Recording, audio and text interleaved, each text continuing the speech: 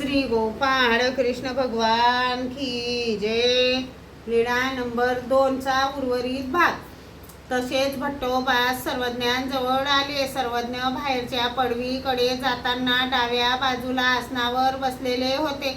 भट्टोबासांनी दंडोते घातले, श्रीचरणा लागले. सर्वज्ञांनी विचारले, परत का आलात? काही विसरलात? जीजी, विसरलो काही नाही. मग का आलात? जीजी, मी सर्वज्ञांजवळ राहणार आहे. सर्वज्ञ म्हणाले, असे येथे राहता येत नाही. तुम्हाला राहणे आवडेल तोपर्यंत राहायचे व जाणे आवडेल तेव्हा जायचे. असे आम्ही राहू देत नाही. आम्ही पाठवू तेव्हा जावे, आम्ही बोलवू तेव्हा यावे. असे असेल तर येथे राहू देऊ. भट्टोबास विचार करू लागले. घराकडील दादोसांकडील विचार करायचे. तितक्यात सर्वज्ञ म्हणायचे, चांगला विचार करा, नीट विचार करा, तुमचे सोबती लांब निघून जातील. मग सर्वज्ञांकडील विचार करू लागले. 1 वर्षात तरी संन्यास घ्यावा किंवा 6 महिन्यांनी तरी संन्यास घ्यावा.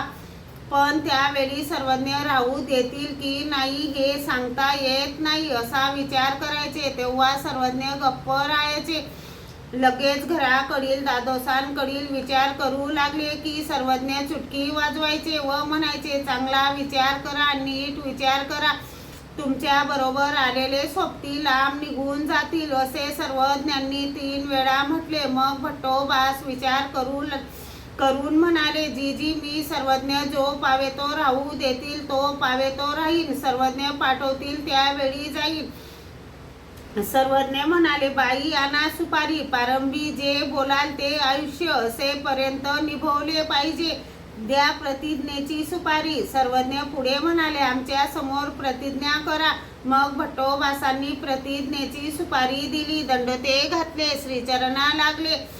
सर्वज्ञ म्हणाले, श्री गोपाळ कृष्ण भगवान की जय.